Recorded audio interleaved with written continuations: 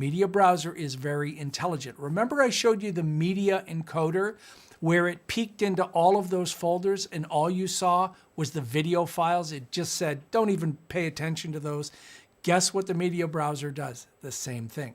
So if you are looking at your card that you've copied and you look at that AVC HD card, the Media Browser will only see your video files and that's what you import. It's so much easier. We don't have that. We just have a bunch of folders that we created and brought in, but that's still fine. So it's down here at the back. It can change its location depending on, sometimes it gets all the way over in the left here. I like it to have it second.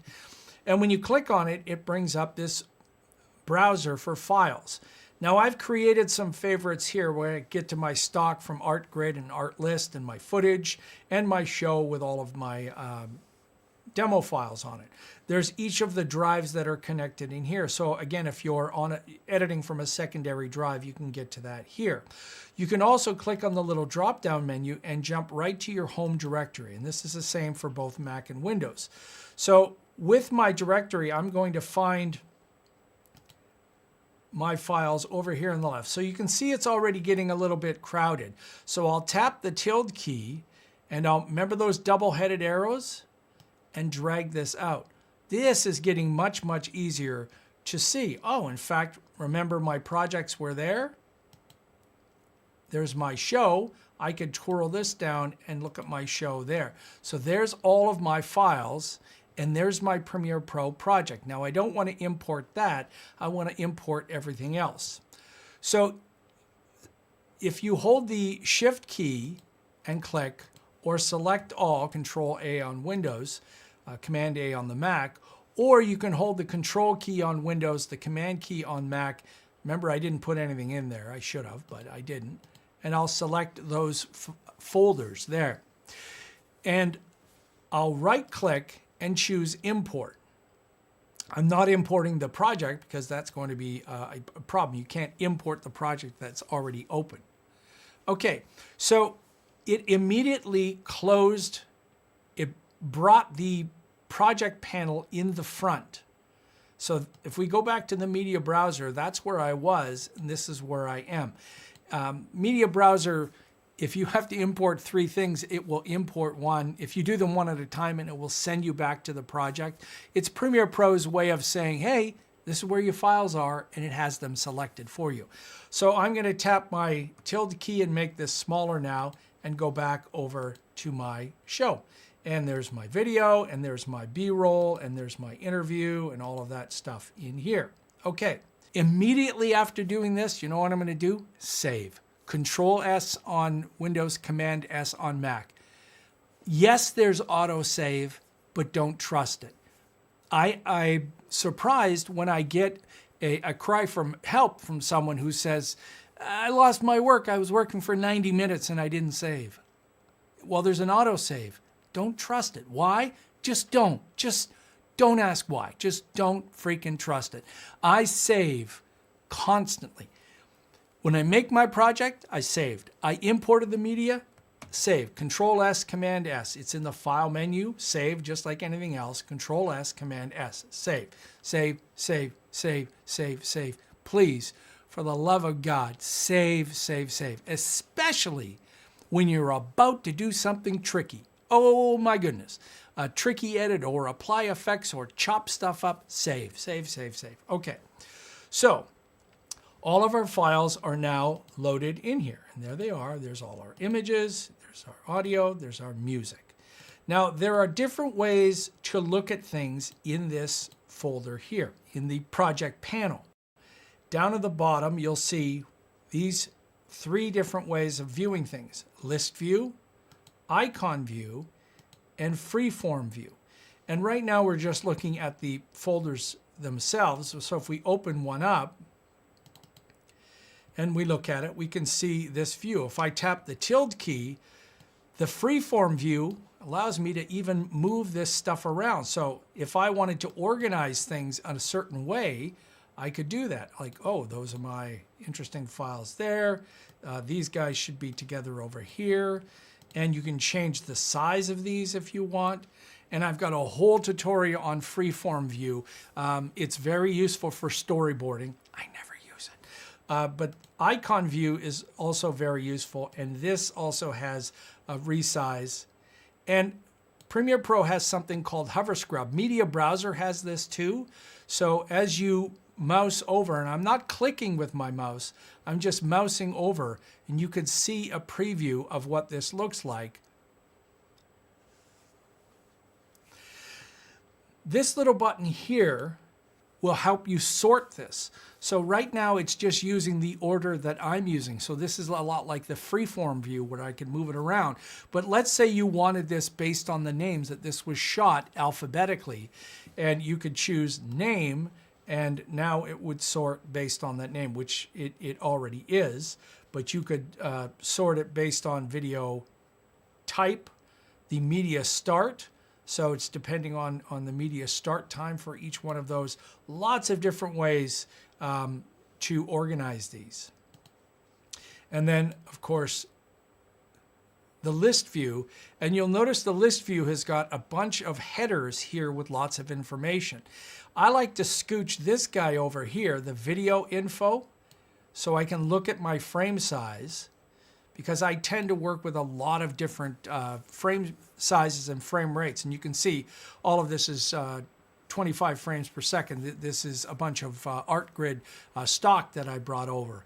And there's even more all the way over here. Lots of great ways that you can organize this information. Now, you might be wondering, where is our media? Where's the rest of our stuff? Premiere Pro has a new way of working. Premiere Pro opens things in new panels. So if we go back to the whole project, that's where it is. When I opened up my B-roll, that's where that is. When I opened up video, that's where B-roll and the interview showed up. You can close these by clicking on the little hamburg menu and close those. Or you can leave them up, and I could leave this one in icon view and this one in list view, and they're the same files here as the same files here. So if you're wondering why these get larger, well, if I open up audio and then music, there's all of my music files showing up. So you can reorder these. Again, you can close them.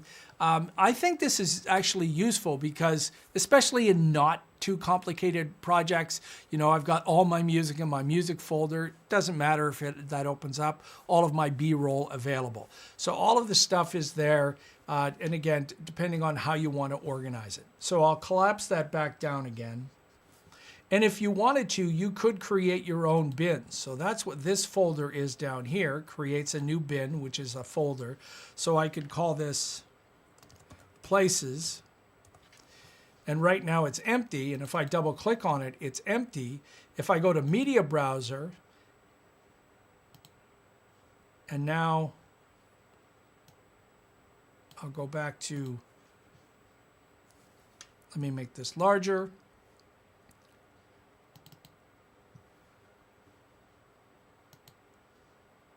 So now I'm back in Media Browser and I'm looking at the files on my hard drive, and it can take a few moments to draw all of the thumbnails here.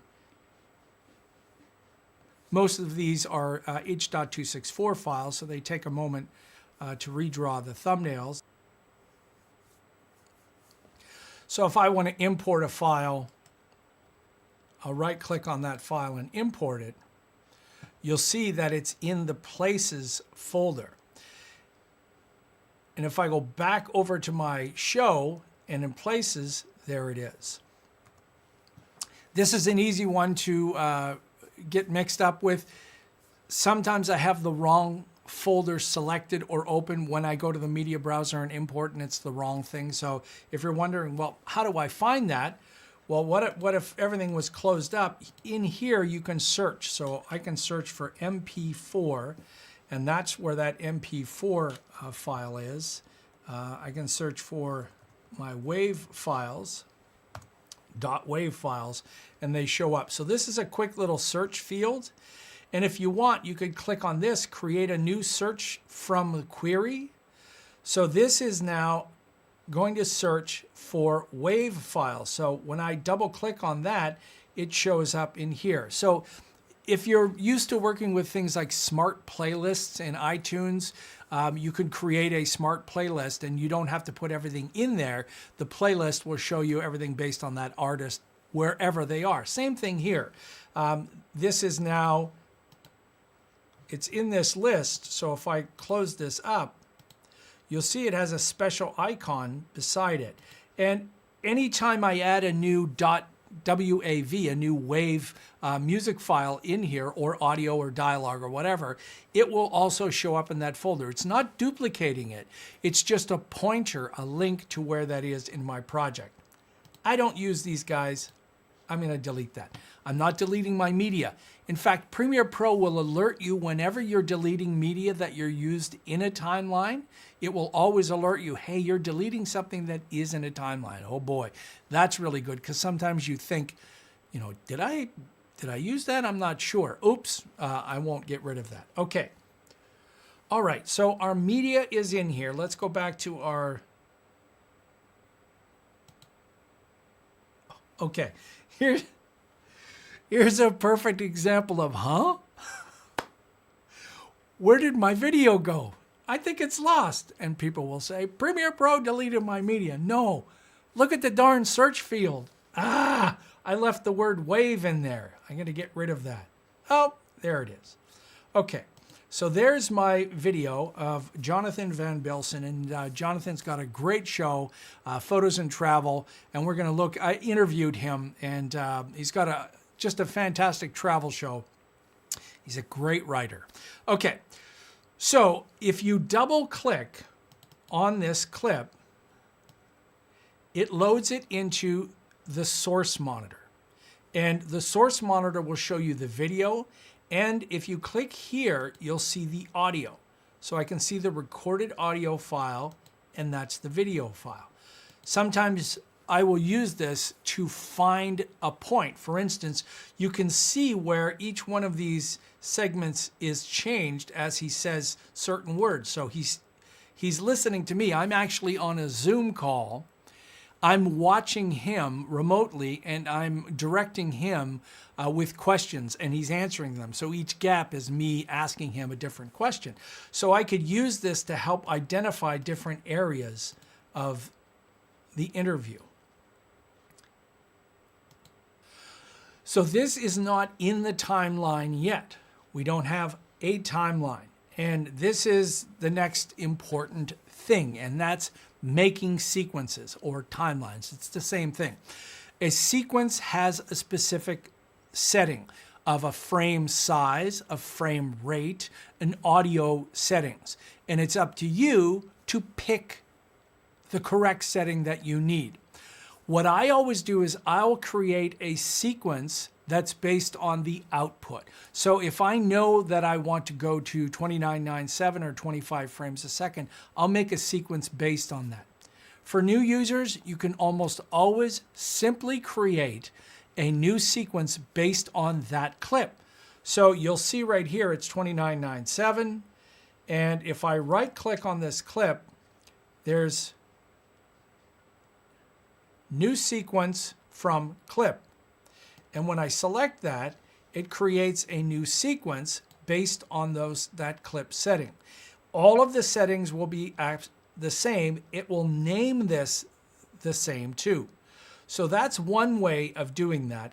And I don't think if you're working with a bunch of H.264 files and you're shooting on a DSLR, this is a fine way to do it.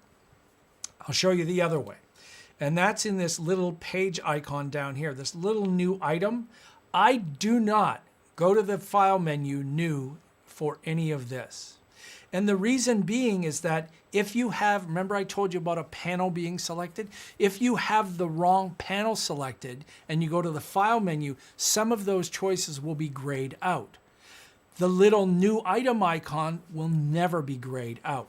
So I always go down here to create a new sequence. So this is a manually created sequence, and you can see there's a bunch of choices here, and DSLR 1080 30 is an example, and there's 4K and red versions in here.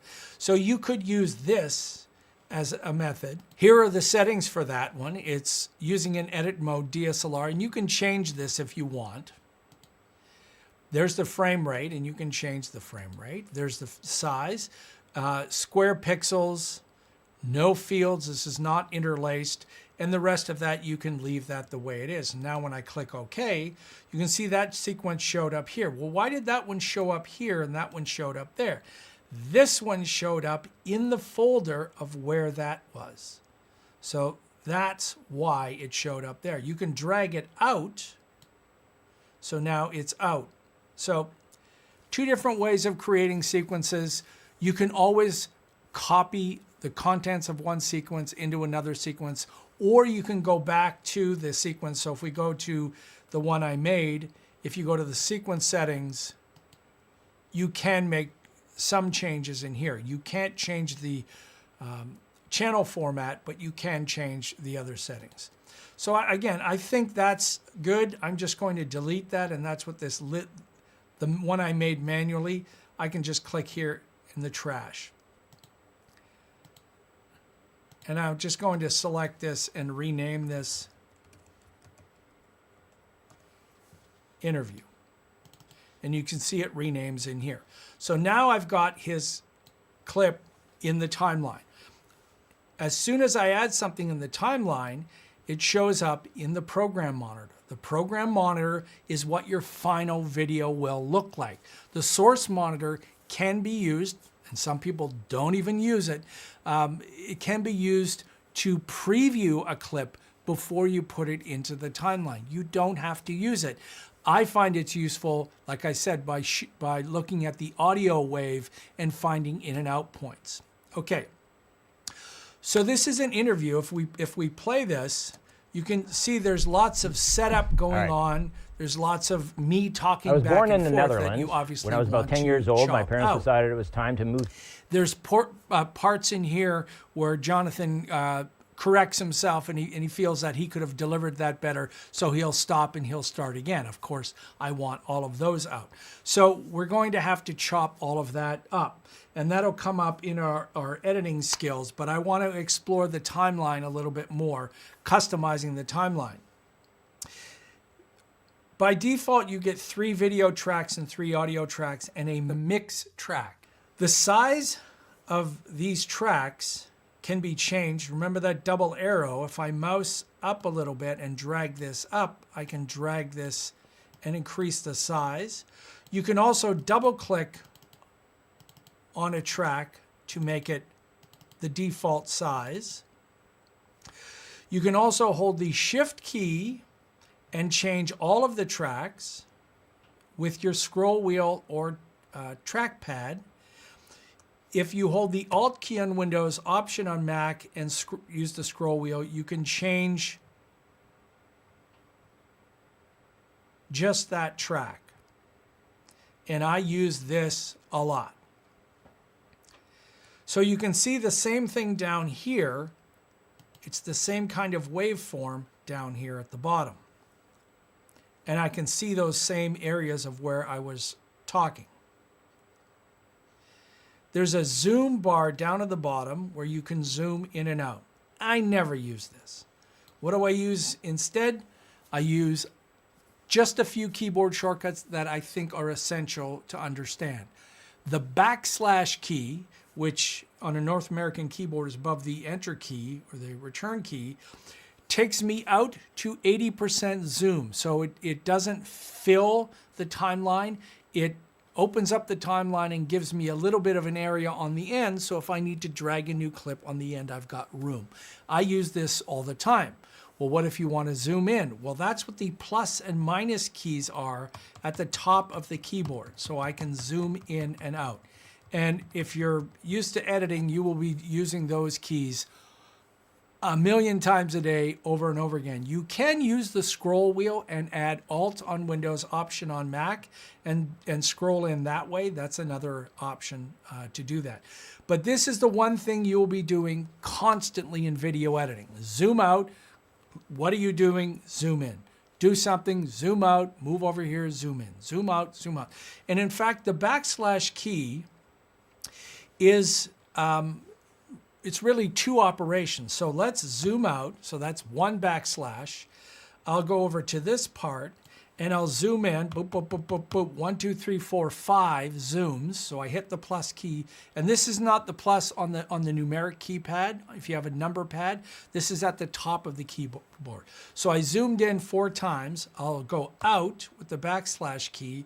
I'll go over here and I'll hit the backslash key again. So because it remembered 4 times in, the backslash key took me all the way out. I moved over, it took me all the way in as if I hit plus 4 times. That's useful. Keep that in the back of your mind. The other thing you can customize is if you go to the little wrench here, and you can customize whether you're looking at video thumbnails or not, whether you want to show keyframes, whether you want the name of the file, and I've turned on the audio names. Typically, the audio file doesn't have its name set up. So this is ways to customize the timeline and how you want it to be viewed. So you can choose to show the audio waveform or not.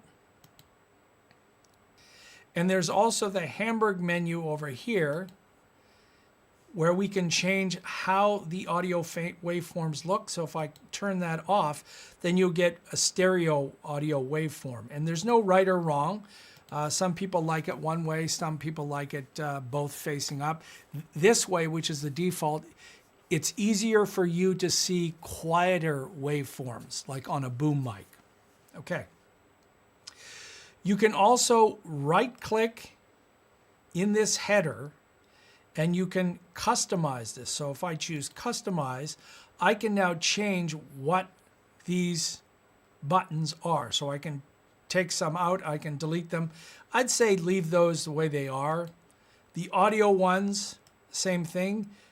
This divider divides between the audio and the video. So if I right click down here and customize, then I can change what I'm looking at audio-wise. So what you could do is you could drag this little guy, and now you've got a little whatever size you want LED meter on that track alone. You can also go back to customize, and you can drag things in or out or reset the layout if you want to go back to that layout. So this timeline, so the sequence panel and this panel are directly connected. The source monitor is not, so this is independent. This is showing you what you're editing. One last setting that I want to show you, I should have showed you when we set up the project. This is in the File menu, Project Settings, General.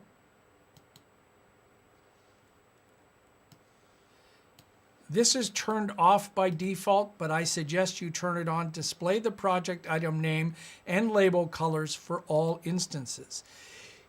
With this on, if I rename that clip, it's going to rename in the timeline. The default is to not do that. The default will keep different names throughout. There's no right or wrong. Some people like it not being the same. I want one version of the file to be named exactly the same in my project panel and on my timeline. So that's why I keep it on. All right, next up, we're going to talk about some editing skills.